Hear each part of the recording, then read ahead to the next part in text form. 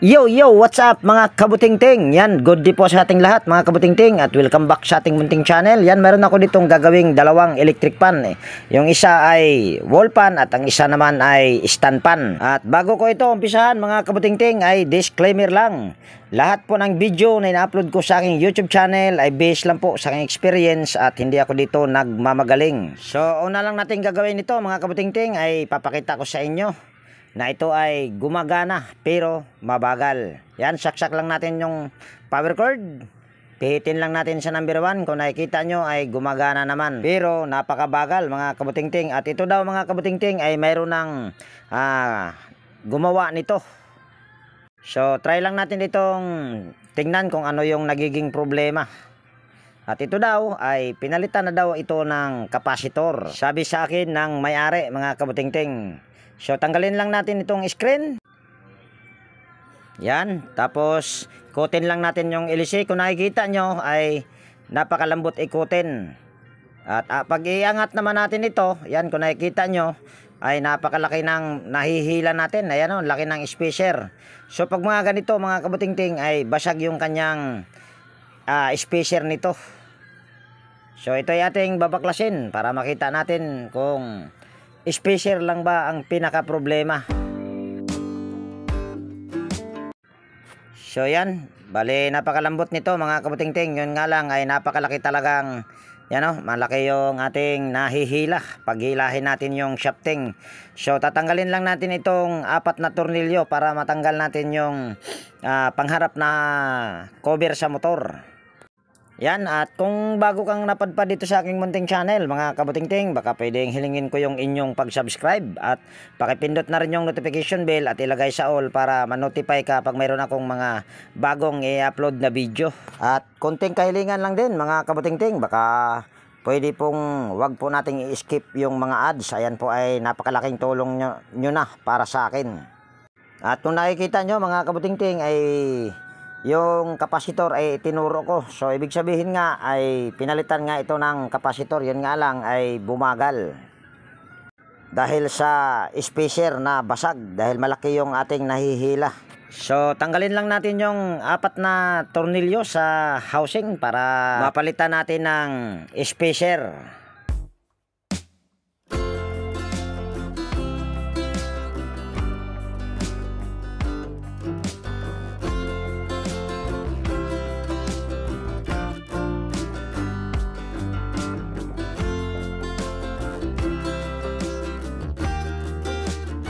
So, yan yung mga spacer na sinasabi kong nabasag mga kabutingting. Yan.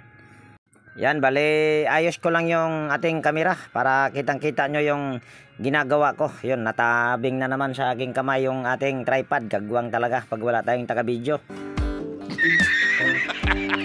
So, dito ay kailangan lang natin tanggalin yung pinaka-stopper ng LC. At dito naman ay pinakita ko sa inyo yung shafting niya. Maitim pero wala naman siyang groove. Yung isa na spacer sa panlikod ay okay naman. Dito lang sa pangharap ang nabasag. So ito yung aking pamalit na spacer mga kabutingting. Kung nakita nyo ay tinanggalan ko ng cooler pan, yung pinaka ano niya sa gilid. Dahil minsan kasi yan yung nagiging dahilan kung bakit napuputol yung mga hibla. Kaya tinatanggal ko. At dyan naman ay nilinis ko lang yung shafting dahil ito naman ay wala naman siyang groove at hindi na rin ako magpapalit ng bushing dyan mga kabutingting dahil yung pinaka problema lang talaga nito ay spacer. Pero mayroon pang problema nyan, mamaya natin malalaman kung ano yun pag umandar na. So kailangan lang natin lihain yung shafting at yung pagliha ay dapat pa ganyan para kung sakaling may groove ay hindi siya lalalim. At yung lumang spacer ay tinanggalan ko din ng ano, yun, kung nakikita nyo tinanggal ko. Tinanggal ko na dahil wala namang kwenta yon. Yan, salpak lang natin yung spacer na aking pamalit. Tapos ganon din itong mga washer na maninipis.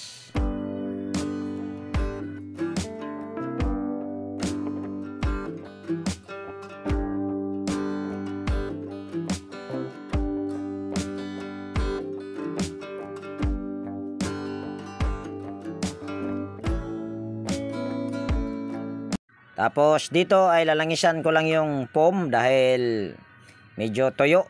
Ganon din dito sa kabila, lalangisan ko din yung foam niya. Pagka ganitong klaseng motor mga kabutingting ay hindi ko gusto. Mas natitibayan pa ako doon sa Panasonic na tinatawag nilang Nidec kaysa dito.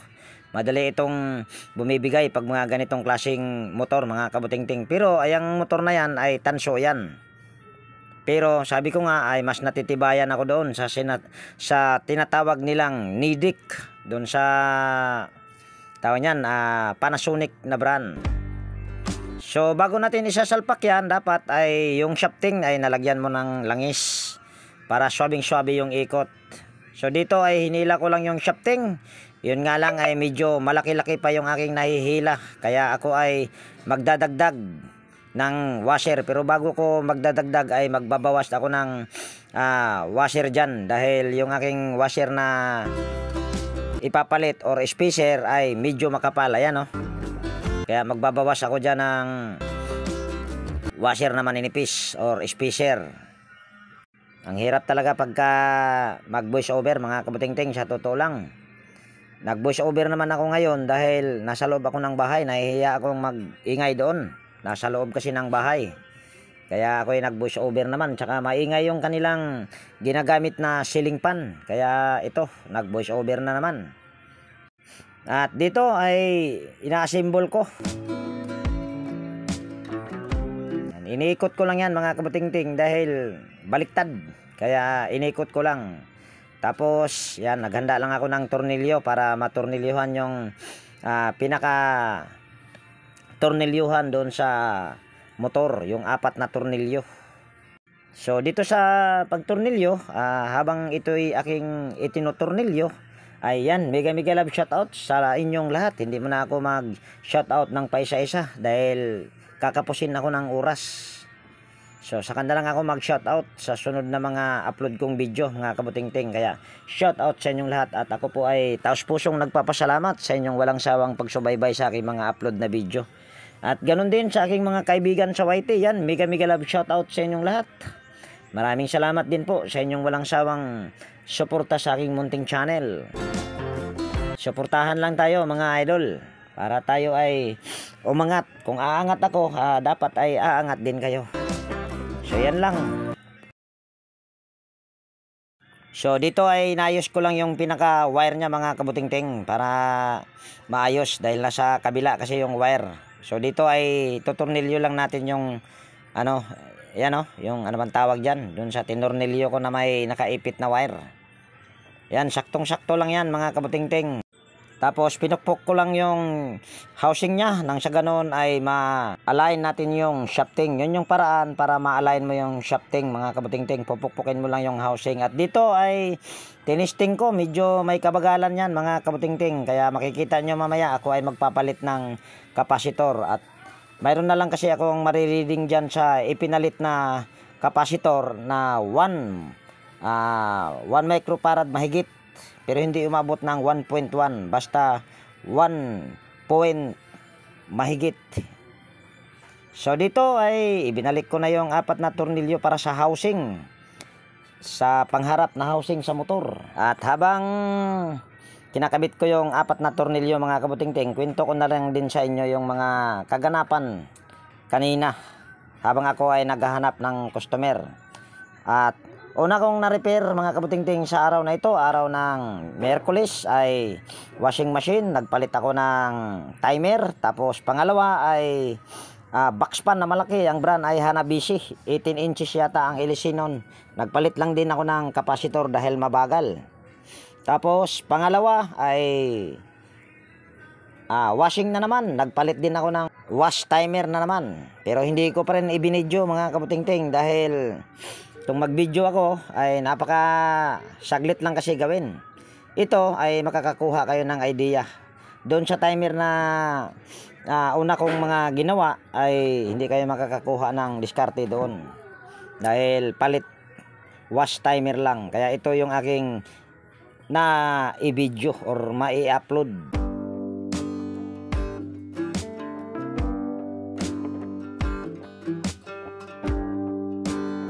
So dito mga kabutingting ay ibabalik ko na yung pinaka-screen niyan at ganun din yung LC, at hindi ko na ipinakita sa inyo yung paglinis niyan.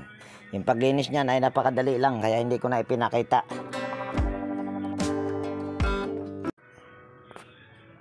Yan, kung nakikita nyo ay napakalambot ng LC ikutin. Kaso kung nakita nyo rin ay lalagyan ko na sana ng pancap. Yung maliit na LC, yun ay ewan ko kung para saan yan, palamuti lang yata yung maliit na LC na yun.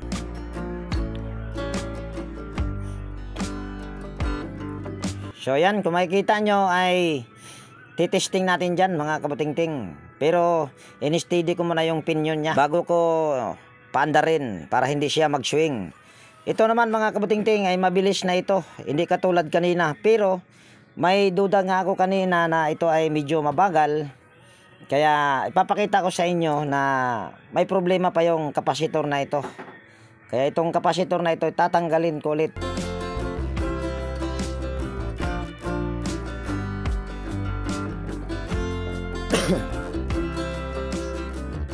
At dyan naman ay pinutol ko lang yung dalawang linya. Buti yung close-in wire connector dyan ay iniwan doon sa unang tumingin. So magagamit ko pa rin yan dahil yung aking gamit na kapasitor ngayon ay mayroon siyang wire dahil wala akong mabibili na kapasitor na yung dihinang lang.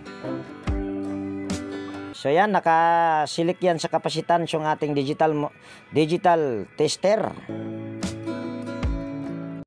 So yan, tester natin yung kapasitor. At ito yung sinasabi ko sa inyo na mayroon akong marireading dyan na 1,000 mahigit microfarad.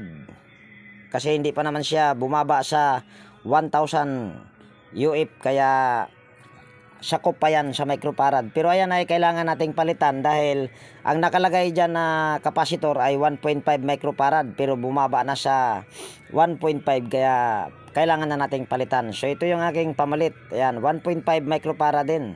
At ito ay 1.5 microfarad din yung unang ikinabit doon sa unang gumawa nito. Siguro mabagal kaya pinalitan din ng kapasitor. Yun nga lang ay bumigay yung spacer. Tapos ginamit pa kasi ito ng ginamit sa may-ari, kaya ang nangyayari ay bumigay din yung kapasitor.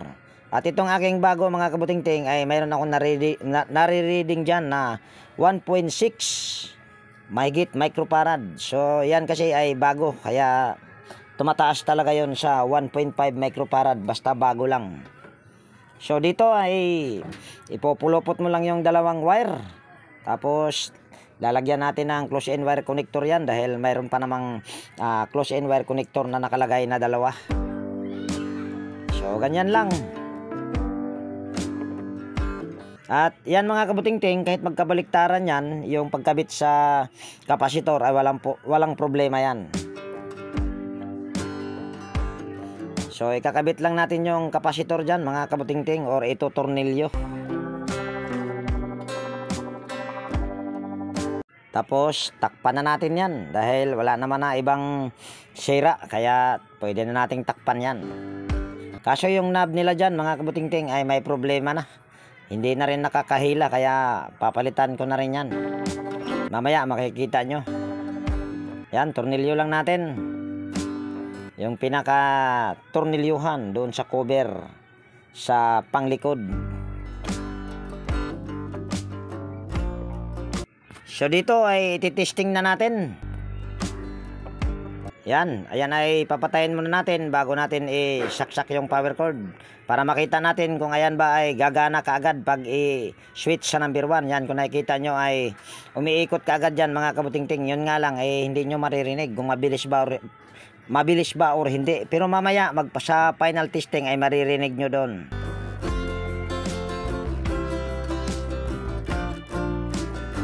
So yan yung sinasabi ko na may problema din yung pinion, kaya nagpalit ako. Yun nga lang hindi nyo na nakita yung pagtanggal ko yata sa pinion, knob pala, hindi pinion. Kagwang ka talaga ting.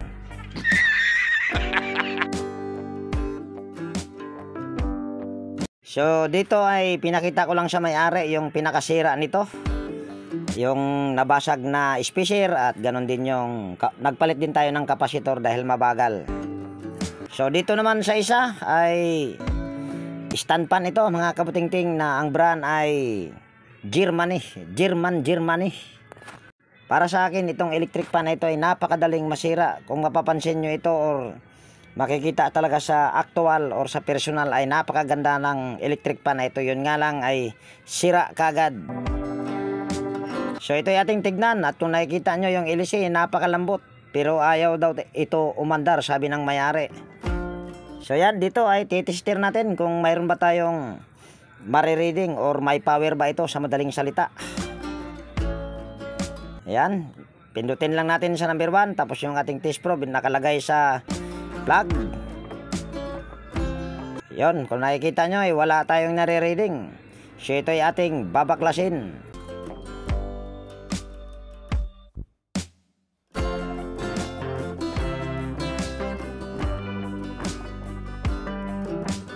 Yan, tatanggalin lang natin yung knob. At bago ko tinanggal yung knob ay sinilip ko muna kung di tornilyo ba, pero wala namang tornilyo, kaya diretso na. So dito ay tatanggalin ko lang yung tornilyo sa kapasitor at puputulin ko yung wire mamaya para matester natin yung dalawang linya sa kapasitor papuntang motor, kung mayroon ba tayong marireading. Pero pag walang marireading, ito ay hindi ko na ito ginawa mga kabutingting. At yung kapasitor nito ay 1.5 ang nakalagay dyan. So yan, balatan lang natin itong dalawang wire, tapos tester natin. Select lang natin yan sa OL, yan, katulad yan. Tapos tester natin yung dalawang linya. So yan, kung nakikita nyo ay wala tayong nare-reading sa dalawang linya sa kapasitor papuntang motor. So ibig sabihin yan ay hindi ko na gagawin yan, dahil yung pinaka motor nito ay aluminum. Ayaw ko na gumawa pag mga ganyan, kaya ito ay aking ibinalik. Dahil usap din kami ng may-ari or nagkasundo na ito ay hanapan kanula ng motor. So ito ay babalikan ko pa mga kabutingting kung mayroon akong mahanap na motor sa junk shop. Dahil dito kasi sa amin pag rewind ay napakamahal, kaya ako bumibili lang ako ng motor sa electric fan galing sa junk shop. Yan, sinauli ko lang dyan yung mga screen para nang sa ganon ay hindi sila magkahiwa-hiwalay, at para sa pagbalik ko ay buo pa rin yan siya.